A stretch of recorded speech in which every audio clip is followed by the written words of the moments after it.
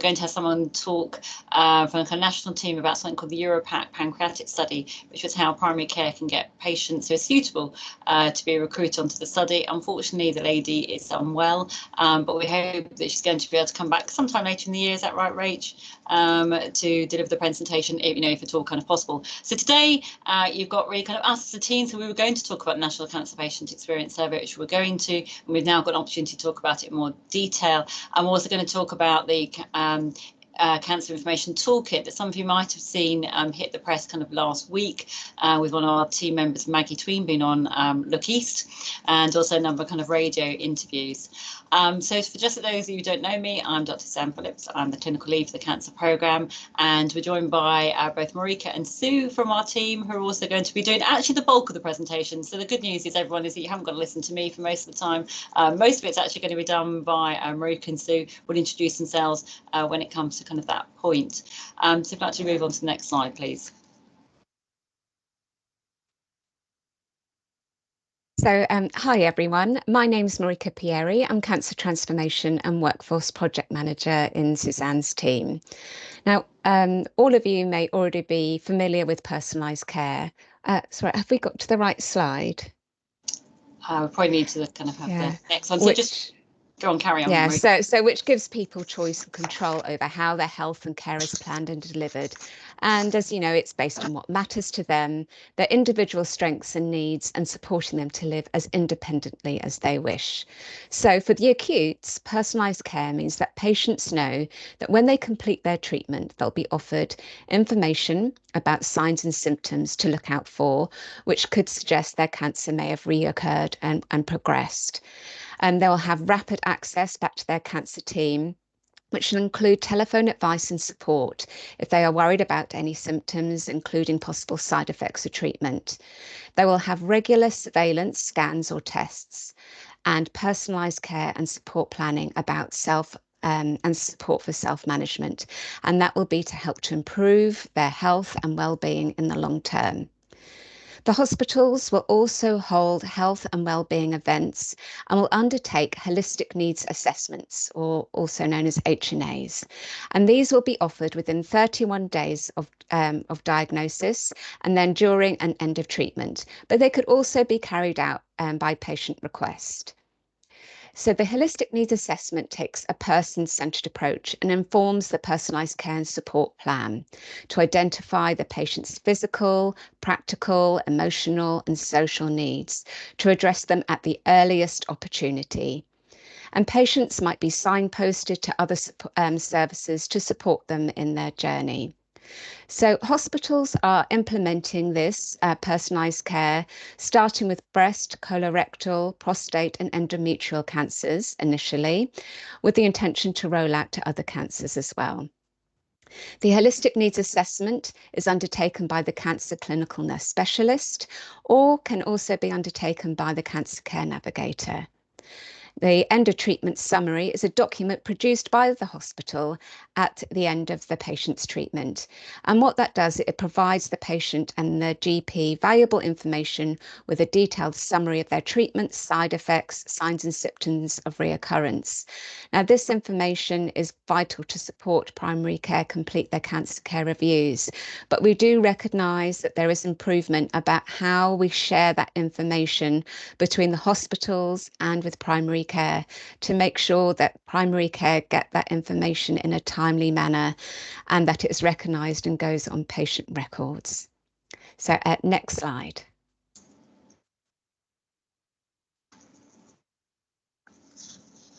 So thank you, Marika. So I just thought it might be helpful just to talk a little bit about the background to the National Cancer Patient Experience Survey, and then I'll go on and talk about the results. So this survey has actually been going since 2010, and it's currently administered by a company called the Picker Institute, I think it is, and they run it on behalf of the NHS. You can look at the findings if any of you feel so motivated. They're actually published on the NHS England website, and if you do what I did, which was just a Google search, it'll come up if you just type in National Cancer Patient Experience experience survey. It'll then come up with the survey results. Just to say that actually there is a bit of a lag in terms of the results. So the survey that we're going to share with you is actually the 2022 survey, which is conducted during patients that were discharged in 2022, and we don't actually get the report until July 2023. So in terms of knowing if anything that we're doing has had any impact, actually we have to wait really kind of a couple of years before we're going to see any noticeable change. The other thing to say about the survey is that the survey really is a trust-based survey. Only 7 out of 59 of the questions are actually related to kind of primary care. And the patients are actually identified through the acute trusts. So the patients that have been discharged between April and June of the year of the survey from care, either inpatient or outpatient care. And so the idea being that then they can talk about the whole of their patient journey. In terms of response, nationally the response rate is about 50% and our local response is about the same. Even though patients have the facility to be supported to conduct the survey, and also they can have an option of a translator. Unfortunately, as you would expect, actually majority of our respondents are those that class themselves as white and British. And so Sue, who's going to talk about it a little bit kind of later, is actually going to be doing some work actually to find out a little more about some of the groups that we're not reaching in terms of their patient experience. And she's going to talk, and that's the reason why we're keen for Sue to do this work, because we know we're really only hearing the voices of those people who would identify themselves as white and British. Next slide, please. So in terms of the questions, these are the 7 questions that are related to kind of primary care. And as you can see, the first is related to actually the referral side of the pathway. Then the next few are around treatment support that they receive during their treatment and after their treatment. And then the last bit is about the cancer care review. So if we go on to the next slide. So I've just summarised the results here. As I said, for those of you that feel enthusiastic, the reports are quite long and they're divided into ICB and also trust. And certainly they've got some quite interesting graphs there too. I'm just going to talk about the ICB results, but the advantage from a primary care perspective, look at the trust results, is it does give a little bit of information about what's happening within each locality. So obviously the West, the East and kind of Central in terms of what's happening within kind of primary care. The results are what are so-called kind of case mix adjusted, and that's most relevant to question 2. So case mix means that, say for something that, that question is related to speed of referral. And so if you came with a breast problem, you would expect probably to be referred within the first kind of consultation. But if you were referred with a colorectal problem, you would expect people to need to do some more investigations, perhaps wait for the FIT test to come back or other kind of blood tests. And so you'd expect, therefore, to actually probably need 2 to maybe 3 consultations before you're referred. So they adjust that in terms of where we're referring. Now, the reason why we were with the non-case mix adjusted was 20% higher than national average is because actually 50% of our respondents were actually breast cancer. So obviously they would be referred normally after 1 kind of consultation. But even when that's taken into account, we actually scored really well with that. So the good news is our patients are actually referred promptly from primary care and they don't need to keep on coming back to primary care before they're referred. And they also felt that they had good support during treatment. The one area where we did fall down compared to kind of nationally is around cancer care reviews. And that's where a lot of our work and maybe some of our discussions have been kind of based around. So we all know that obviously cancer care reviews is actually the patient's perception of having a cancer care review. And it may be that the reason why we don't score so well compared nationally is because it takes part within a holistic assessment, and so the patient doesn't identify they've actually had a cancer care review. And Marika's got quite a good little video from Macmillan which talks about that. But all we know is that we're not scoring as well compared to the rest of the country. And so that was a kind of area concern and an area for discussion. Next slide. So what have we done with the results? So the very first time that we looked at the survey from a primary care perspective was actually the 2021 survey, whose results were very similar to the one that we're sharing with you today. And what we did was we thought, actually, it's the first time we've looked at it, we just need to get it out there. We need people to kind of see the results and see what they think of it. So I shared it with the programme board last January. It's not the one just gone, the one before. So that was the 2021 survey. And we started to share that as well within some of the meetings that we're having with the PCNs. And what's great is that you've actually been sharing with us some of the work that you've been doing. So you've been sharing, and we don't know if it's a result, but you've been sharing some of the changes that you've been making to the, particularly around the kind of cancer care reviews. And some of you may also recall that we did have a couple of webinars at the beginning of last year, and that was as a result of the Cancer Patient Experience Survey, where we shared a little bit more about where you might find information. And the great news is that we've developed that further, and Sue's going to present that later, around a cancer care kind of toolkit around where patients can find the information and support that they need. I'll now hand over to Marika, that's going to talk more about the kind of the training and resources on offer and the other work that we've been doing. Great, thanks, Suzanne. So in January 2022, we started quarterly meetings with an open invite for the cancer care navigators in the hospitals, but also the care coordinators, health and wellbeing coaches, and social prescribing leads in GP surgeries. These meetings have now developed into cancer support worker forums with the aim to raise awareness and training and local personalised projects.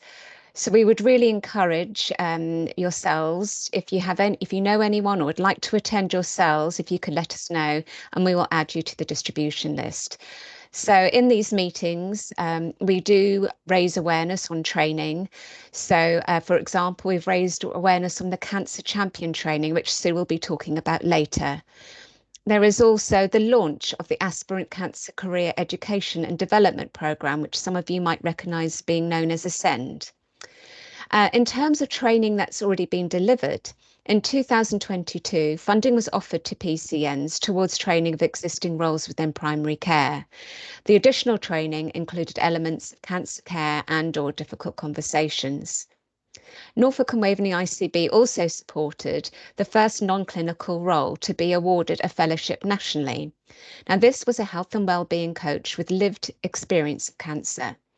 They used their experience and skills in a pilot at Elm Surgery to support patients who have finished their cancer treatment or those who are newly diagnosed to help improve their well-being and access to social prescribing services.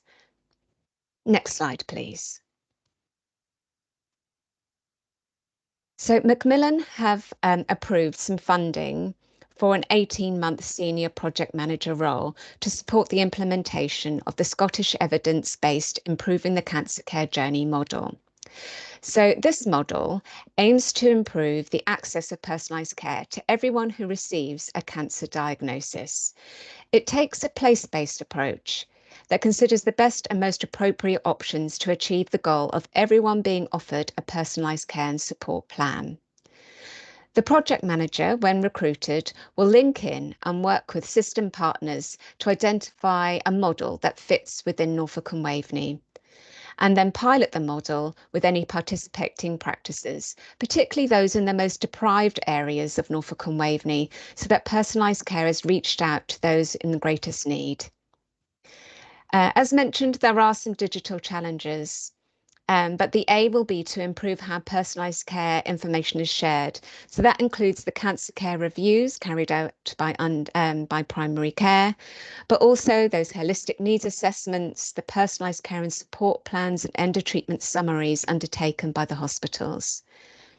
More information on the role of the Macmillan Improving the Cancer Care Journey role can be found at the end of this slide pack, and you'll be able to access these once they're shared at the end of this webinar. And we hope to recruit the role within the upcoming months. So we've also been working with Macmillan to raise awareness of their training platform and have some information about that within this pack. We've been working with NHS England and the Norfolk Citizens Advice regarding a trainer and in quality improvement lead. This will be a 12-month role hosted by the Citizens Advice, and they will be working within primary care in the community setting to deliver education, competency, training and development to clinical and non-clinical staff, specifically when they are supporting people who are affected by cancer at the end of their pathway and moving towards holistic care needs. The role will provide training and development and work to improve that cross-sector working to enable social prescribing approaches. So it will be a vital role, and we're really looking forward to recruiting that person. So we talked about the digital issues around sharing the information, and in order to start addressing that, we have started exploring some digital transfer options of sharing information. For example, how H&As, the holistic needs assessments that are undertaken in the hospitals, whether they can use the Macmillan H&A platform, and we're scoping to see if this can work with the systems that the hospitals already use, which is the Somerset system. So this work is now being scoped, but as I said, will be a challenge. We have also been supporting a GP clinical fellow whose project is to develop a model for a structured approach quality of the cancer care review. They will be building on the personalised care fellowship completed at North Elmham Surgery, which I mentioned, and we plan to link both these individual projects with the system-wide work of the Macmillan Improving the Cancer Care Journey Manager. We are also in the process of developing the cancer pages on the ICB website, which will include links to support that are available for patients, and that will be the work that Sue will be supporting on. And also, based on the outcomes of the 2022 National Cancer Patient Experience Survey, we'll be identifying the key themes from that survey to create a high-level summary. And with that information, we will continue to raise awareness of the training that's available to support partners, and we'll develop a virtual training resource for people to access. Next slide, please. So we'll now start to look at some of the training and support which is available. So this slide talks about Bridges, which is a virtual coaching program in self-management support. It's accredited by the Personalised Care Institute and takes that person-centred approach and is about changing the way that we all work so that delivering self-management support becomes part of our everyday practice. It's an interactive training program which is informed by research, healthcare teams, patients, family members, carers, and participating teams, and is co-delivered by people with lived experience of cancer. The programme has already been delivered to cancer care clinical nurse specialists and therapeutic radiographers at Norfolk and Norwich, QEH and James Paget. And we've received some really positive outcomes from that. Staff fed back that they felt they had an increased knowledge and skills in providing self-management support to patients. And it also gave them a reconnection to their job and why they started in those careers in the first place. And it enabled teams to work more effectively and efficiently, whilst patients felt they were enabled to develop the confidence and skills to live well alongside or after their treatment. They fed back they felt supported, less alone, and with an improved quality of life. So Bridges is a 6-week programme, and it's to be rolled out across the whole of East of England over a 4-month period, and it will be offered to primary care as well. So we will be playing a short video which will provide an introduction to the programme. If you are interested in the programme, it can be adapted to primary care. So please do contact me. There will be information shared after this webinar with some further information, and there's some links on this slide. So Rach, if you could now play the video, that would be great.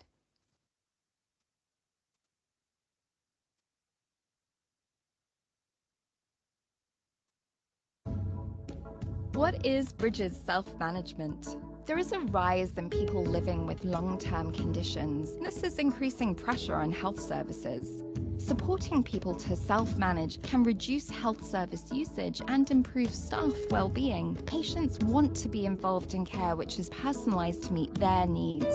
Bridges enables teams to make self-management support a reality through training, research and consultancy.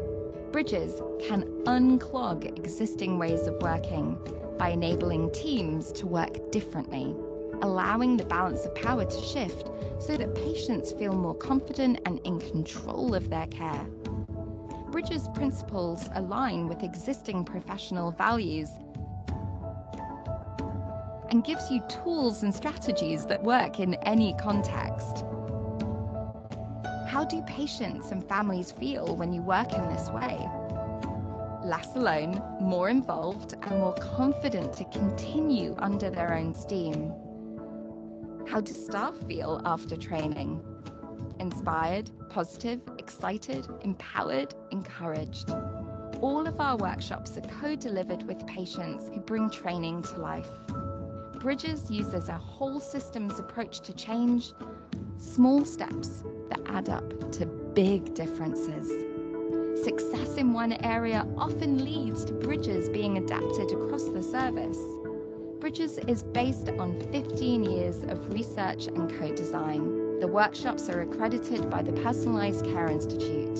For more information, head to bridgesselfmanagement.org.uk.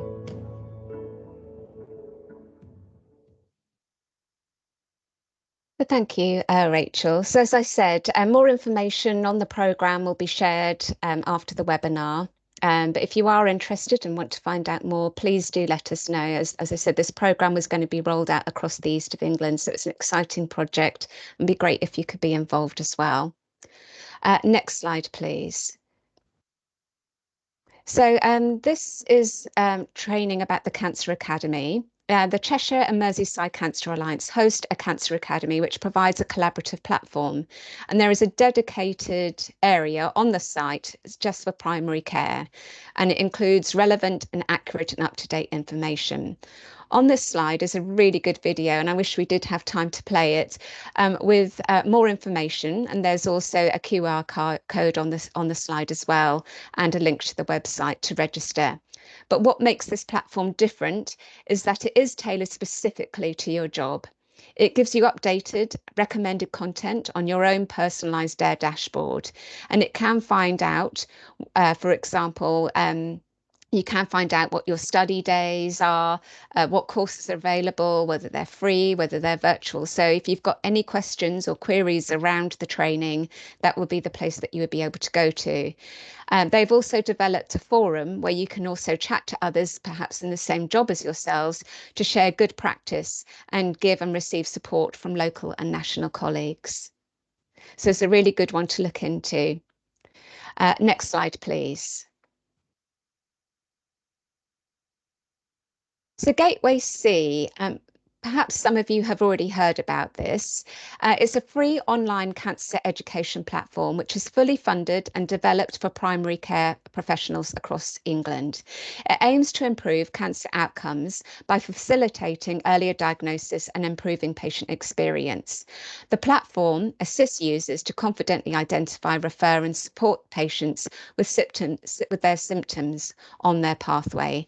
And it provides a really good resource for patient-facing primary care staff, allowing them to access that at their own pace and in their own time. And it's free. So, Dr. Phillips, I know that you have completed some of these courses, haven't you? I have, so not that I should give a plug for any particular kind of CPD, but also actually I've really found the Gateway C stuff really useful. I quite like the format, so just to say, quite a lot of them, they have like little, say a doctor and a kind of patient talking to each other, particularly if they're talking about some particular site-specific thing. So they're really quite interesting, and obviously they give you CPD certificates. Great, thank you. So Rach, would it be okay if you just quickly click on the link there, just so that we can see what some of the training that is available? So if we scroll down, we should be able to see some of the courses that are available. So you can see there's lots of national screening ones. They're 1 hour and you do get a CPD point as well. And if we scroll down a little bit further, it should also talk about some of the live broadcast webinars that they are now offering. Now, these are perhaps they're on a different page, but they are available for all healthcare professionals, but specifically targeted to primary care. Now, these have been developed and feature leading specialists focused on key issues within cancer care, and they provide some news and policy as well, along with practical tips that will help patient experience and outcomes. There is also an opportunity for live audiences to take part in questions and answers. So as mentioned, and Rachel's kindly gone through the website so that you can see while I've been speaking, there are 1 hour courses which include those screening programs, and each 1 hour course equates to the 1 CPD point. Thank you, Rachel, for scrolling through. If we can go back to the slides, and we'll go to the next slide, please. So this training has been specifically for non-clinical staff, and the programme of education has been funded by the East of England Cancer Alliance to provide a schedule of education that covers the science of cancer in a way that's easily accessible and will support non-clinical staff, but could equally support newly qualified clinical staff to get to grips with cancer and its terminology. And it can also be used as a handy tool for understanding the information that we all come across in everyday work. So the programme will rotate throughout the year and will be delivered in, again, 1 hour long interactive live webinars. These are recorded, and so there is the functionality to listen back to those recordings. So as I mentioned, the programme is aimed at non-clinical staff. For example, that would include cancer support workers, cancer champions, cancer managers, pathway navigators, and so on. But we did note that last year that did include some clinical coders, nurses, CNSs, and HCAs that also completed the training. Certificates of attendance will be provided to support learning profiles. And the slide here includes some of the directions on how to register onto the training. So when you go into the website, it does look as if there is a cost. I think it says about £50 for each course, but please just follow the directions on the slide and enter the code that is highlighted in yellow on the slide, and then the course will then be free. So again, there's links there for you to access that training. Next slide, please. So I want to spend a little bit more time on this slide, which is about the Macmillan's education and training platform. And we've listed here the topics that are covered in the training. It is possible when you go on the website, which we're going to look at later, to access e-learning and live online courses. There's videos, programs and resources and toolkits. So rather than me sort of explaining, if we Rach, if you don't mind going on to the link that says Cancer Care Reviews and Information and Templates. And so you can see what's covered there. It's almost like a toolkit of how to sort of support delivering cancer care reviews. First of all, it starts off with what is a cancer care review, and there's a video which I'll ask Rachel to play, please.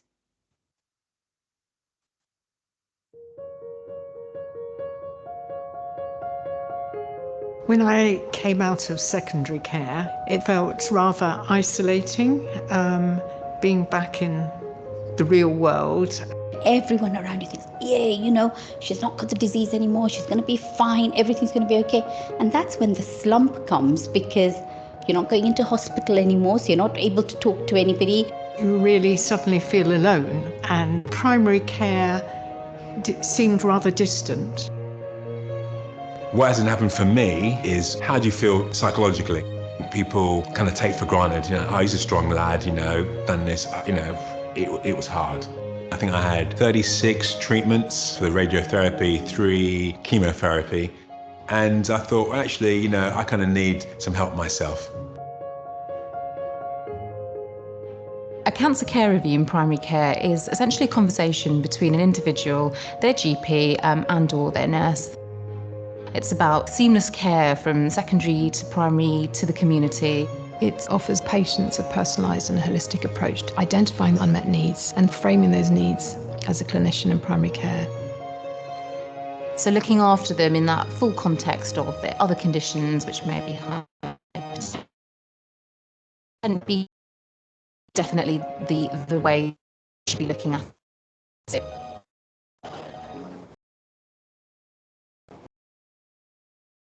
Having a bit of difficulty playing that video.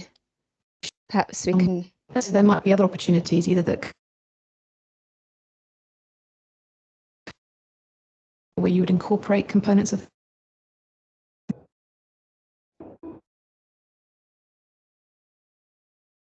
Okay, Rachel, I think they were having some technical difficulties there, but it was just really to signpost some of the information.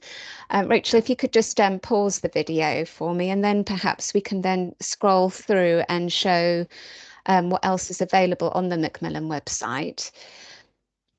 So what you will see in that section is the information on cancer care reviews. But if we scroll down, there is also information on the QOF requirements. And further down, there is also information on how to prepare for a cancer care review, what it should include. There are templates, there are top tips on what to follow for social prescribers, and also resources. And later on, there is also a link on the slide, which is a link to the Personalised Cancer Care Quality Improvement Toolkit. And I think it would be really helpful to sort of signpost that to and know that there is this toolkit that's available on the Macmillan website, and that helps primary care with the quality improvement to support people with cancer, and explains the benefits of personalised care and support planning. And also it can help measure the success. It provides some assessment tools, some tips, including some script on what to say to support the staff in having those really difficult conversations with people affected by cancer. It lists all the training and skills as well to support the workforce. So the Macmillan Professional Development and Knowledge team have also developed a new podcast series, which I wanted to highlight. It's interviewing a range of expert guests, including health and social care professionals. And those discussions are to include clinical practice, personal experiences, and practical advice to help improve knowledge and skills in supporting people affected by cancer. So the episodes are released on the first Wednesday of every month. The first one was on the diet and nutrition at the end of life, and a second one is also available on making acute oncology everyone's business. So I think we may just move on to the next slide now, which is about some health inequalities and cancer care training. This is free online training to promote health equity education for professionals who come into contact with people affected by cancer. So on the slide, Rita, when you receive it, yes. Sorry, my lovely. I think the screen is still on my screen, unless I froze. Is it still on the video? It's still frozen, but I was just carrying on because of time. I just wanted to let Rach know, because I don't know if Rach knows okay. It's still on that one. So yeah, if you want to carry on. And hopefully we can get back to the slides in a minute. If not, I can always present. It's okay. So when we get to that slide, there is a short video on what training it has to offer and why the training is so important to complete. And there is a link to the training, and learners are able to pick and choose from the online learning modules. Registering is easy. On the slide, you'll find a QR code, also a URL link. And there's also a link to where you can find some frequently asked questions and an email address if you wanted any further information. As we seem to have some technical issues, I just wanted to highlight, and we're not able to play the video, I just wanted to sort of highlight the importance of the training, in that, as you know, cancer is the second highest contributor to the difference in life expectancy between the highest and lowest areas of deprivation across the region. We've found out that in the UK alone, there are around 20,000 extra cancer cases in the most deprived areas. And as an example, ethnic minority groups are less likely to recognise cancer symptoms, and that ethnic minority groups are more likely to report barriers to help seeking support, and also patients from ethnic groups are more likely to have visited their GP 3 or more less times before a hospital referral is made for suspected cancer. So there's lots of work that we can be doing to reach out to those ethnic minority groups, and Sue will be talking about that a bit later on as well. So when you do get the slide, I do please ask for you to look at the training there as well. So the next slide would be for Sue to talk about Cancer Champion Awareness Training. Right, shall I take over? Shall I try and take over? Because obviously it seems to be still stuck, doesn't it? Hold on a moment. So have you done health inequalities? Yes, yeah, the next slide for you to do is the Cancer Champion Awareness Training. If I Training. just share that and hopefully present. I might not be able to see my words, but here we go. Let's have a look. Present. Right, can you see that? No. Oh God. Can you put it up then, Marika, for us? Okay. And then I can obviously do the the PowerPoint. Okay, hold I on can do a minute. the words, hopefully. Yeah. Just give me a second. I don't know if Rachel's actually gone, bless her. I think she's still there.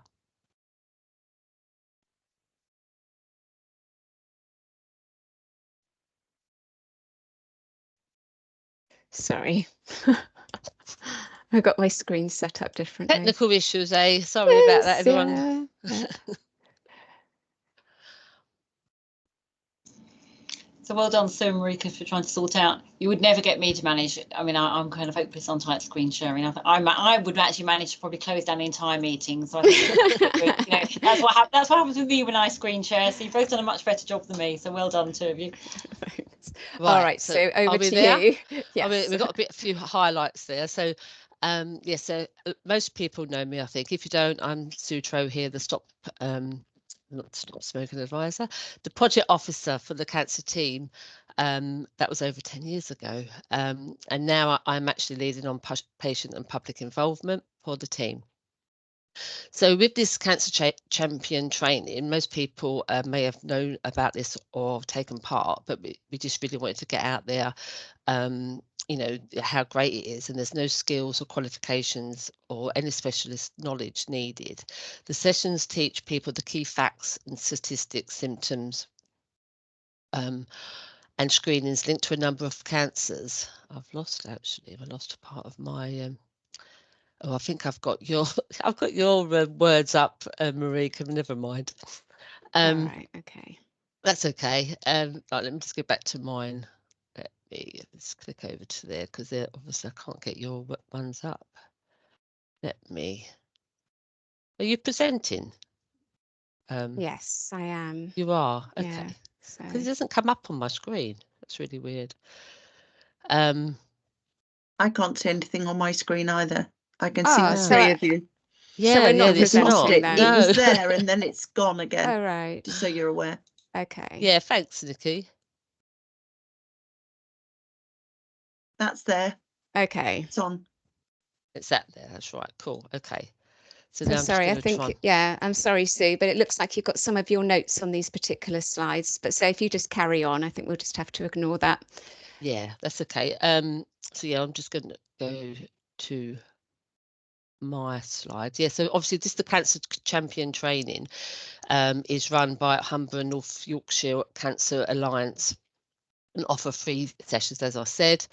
They do virtual awareness sessions, and there's a couple in this month, as you can see on the screen, and they update them frequently. So obviously if you just go on the site, they are it's such a great training, and anyone said can take part, and even a practice manager took part from Coastal Villages, and she said it was the best training that she's been on for quite a while. So And as you can see, if Rachel, are you there? Come in, Rachel, are you there? We was going to just show the website, but obviously you can, yeah, let's have a little quick look. Yep, it looks like it's coming up. So yeah, if you just go over the website, this is the website, and it shows the actual cancer champions over in that area. So and it's got the handbook on there. So yeah, so you can obviously have a look at that in your spare time. But yeah, it's a great little website. Let me see. Okay, right. So have we come off of that now? Yeah. Okay. See if I can do that, Sue. Right. Oh, now okay. it's Marie. Just to add in, Sue, I don't know if you noticed, but Kate Liddell's posted that she did the training and it was very good. Oh yeah, I've got Kate to do it. Well done, Kate. Okay, right. So next slide. I think I'm on my Health Education Awareness Academy. Am I? Yeah, is that right? Yes, that's right. Yes, lovely. So the slides aren't showing, Sue. The slides. Oh, I am not doing them. I think Marika is. I'm doing them. Yeah. Let's get that out. I can't see because obviously I've got my slides up. God, what a palaver. Yeah, I think because maybe Rachel's still presenting. No, I'm presenting. No, Sue. you're not. You're not. Oh, I think it comes.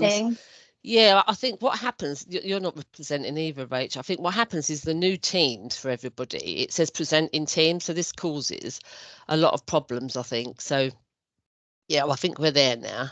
Right. So, yeah, I just wanted to tell you about we're working in partnership with the Big C.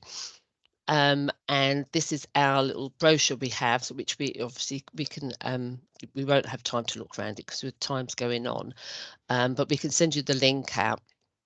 And it's a great little booklet that you know it covers all sort of different areas, and it includes like the cancer prevention, the cancer awareness within Norfolk and Waveney, and it's on screening, cervical screening, bowel, breast. And it gives like little clips, you know, each little page of them, and like quite colourful.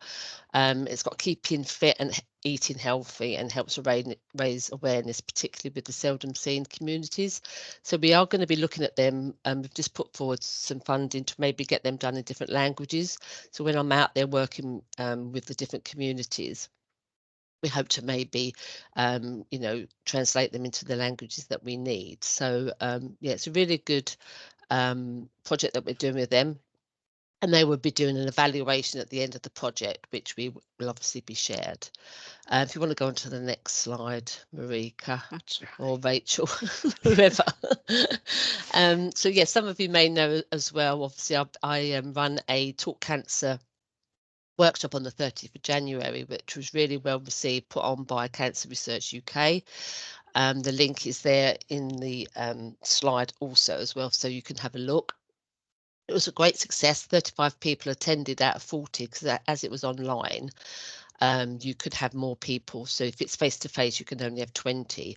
And if we do a translation one, we can only have 16. So yeah, so it was really widely attended by, obviously Kate attended, and the Suffolk community, Norfolk project officer attended as well.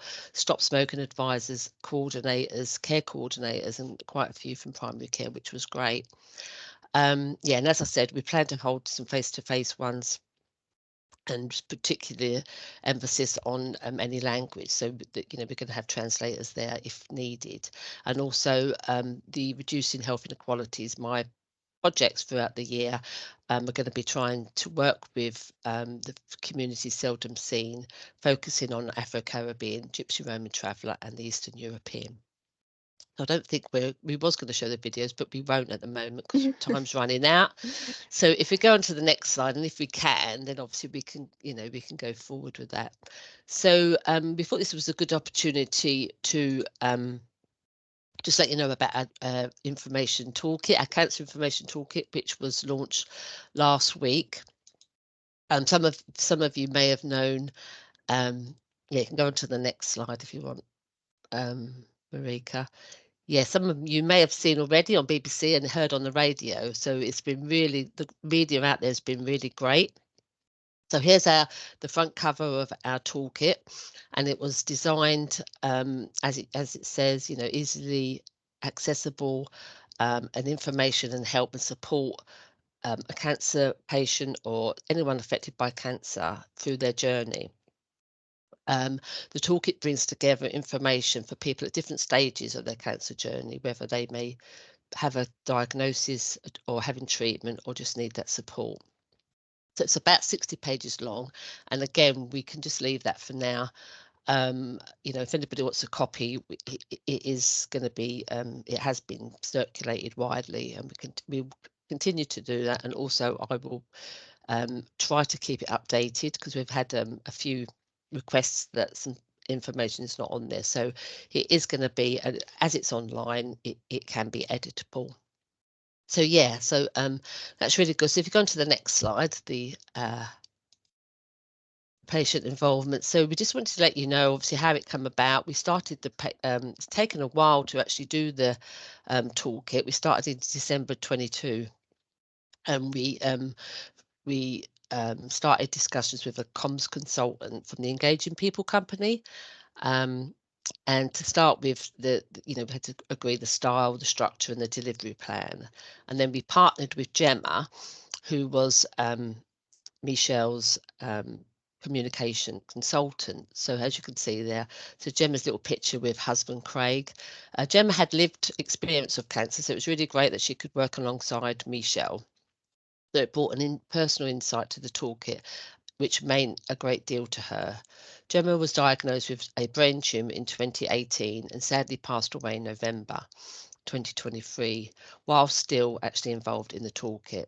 So the toolkit was shared widely, as I said, with cancer patient user groups across the 3 trusts. And we had feedback and their guidance. So, you know, it really was a toolkit that, you know, everybody got involved with, and people affected by cancer. So, right, next slide. So media coverage. So just to let you know, there's on Maggie. She was on BBC Look East last week. Which was, yeah, so this is her with Craig. If anyone didn't see it, I have got the video if anyone wants to see it. We did first launch it out. We had our annual education event last week, which was education for primary care, and that's also on a recording. If anybody would like, the recordings are coming up for that, so just let Rachel know. Yes, it's been out in the bulletin, and it can be found on our ICS website, and will be circulated to all partners across Norfolk and Waveney. So Gemma's husband Craig contributed to the comms and press release launch of the toolkit. That's why he attended with Maggie Tween, our head of cancer, talking about Gemma's involvement with the toolkit. And yes, they made BBC Look East, which is really great, but really important to have, you know, cancer out there on national telly, you know, national local telly. So it's really good. Yeah. Do we have time to go in the toolkit? If you just go on the next slide, and then we just, if I just finish, and then we could maybe do that. Yeah. Yeah. So I just wanted to finish off. I created this word cloud heart that picks up all the words connected with the toolkit, the key themes of the toolkit, including Gemma. So you know, now it's really a positive contribution to her memory. And I'll leave you with the words, obviously, on the slide. Gemma's husband Craig quoted that Gemma always wanted good things to come from a personal cancer journey. So yeah, so thank you everyone. And that yeah, it is quite emotional, but yeah, we're really all pleased, and her family are, you know, really happy that this has happened, and you know, a good memory for her. So yeah, so if you want to go into the web to the toolkit, let me come back and see you all. If not, we can just go on. What time? We've got 9 minutes. Does anybody want anything to say up to this point? There we go. So yeah, so there's the toolkit, and it is interactive, and as Michelle said, you know, it's a dynamic toolkit, which obviously the first, the most important pieces of, contact support, the 3 areas in the cancer care navigators, which people can email, they can telephone, and it takes the links to their emails, and then Big C, and the Macmillan Support Line and Cancer Research, and then there's our generic website that we have been getting already quite a few emails, haven't we, Rach? So, which is really good that people's reaching out to us and maybe asking questions. So the contents page here is all interactive. So if you click on, what help is out there for me, it will take you down there, and then there's our lovely Suzanne. A personal hello from her, because obviously it was sort of personally done by the team and all contributed to it throughout, through our teams and patient user groups. So yeah, so that is it, and it just has the links, yeah, I don't think we need to say any more on that. It says it is just great, and obviously it an ongoing project, hopefully not to take up too much of my time, but we have me and Kate, Kate Lydiard, or Doe, who's on the call. She works as a community officer for cancer. Who are you, Kate? I haven't got your details, but we're going to be working together to look at, because there are so many directories out there that sometimes it is hard where to go to actually look for that support. And if it's all out there, that's great, but just to try and make, I think the cancer care map is really good, and we're going to go over it and make sure a lot of our local information is on there. So yeah, so thank you very much, Marika. Do you want to just pause there for now, Suzanne, and then just, because obviously we have said about the leaflet before, so if there's any queries we can so thank you very much, Sue. And as Sue said, it is a document kind of ongoing, and so please do read it. And if there's anything that you'd like to add to it, in clinical or as you say, kind of support groups, please do let us know. And I think what's great is we've actually had quite a bit of feedback. Maybe charities that we have missed out, Sue, hasn't it been? And then other kind of clinical bits and pieces. So because it is online and interactive, it's actually relatively I say that because I'm not an IT guru, but anyway, Sue, it's relatively easy to change. So we do welcome all of your feedback and any other comments or changes that you'd like to make. So I think probably we're kind of coming to kind of an end now of our kind of time, but thank you all very much, and for your patience. So sorry that we've had lots of IT kind of glitches, and well done to Sue and Marika for overcoming those and finding some way to carry on with their presentation. So well done, both of you. And really just say that if anyone, obviously what we're trying to do is improve the experience for our patients, and we want to do it collaboratively. So certainly if anyone's got any ideas or things that you think we should do differently, or anything that we can help any of the practices with, or things that we think we could do collaboratively, please do drop us a line. We've got, I think at the end of the webinar, we have our email address, and so please do talk to us. And we'd also really like to hear from you about things that you're up to, so then we can get kind of ideas as well. So our next webinar in April is going to be on ENT cancers, or we hope it's going to be, because I probably can disclose it, is that we're not sure whether the person's going to be able to attend, but anyway, we hope it's going to be about ENT cancers. And then we've got one of the frailty doctors from the Queen Elizabeth Hospital coming in May to talk about dementia and cancer, particularly about the challenges around diagnosing people who have dementia with cancer, because often the symptoms overlap. Any other questions or comments or anything that anyone would like to kind of say as we're coming towards the end? No, well, thank you all very much, and apologies for our IT glitches, and have a lovely rest of the afternoon, everyone, and we look forward to hopefully seeing you next month. Thank you, everyone. Everybody. We do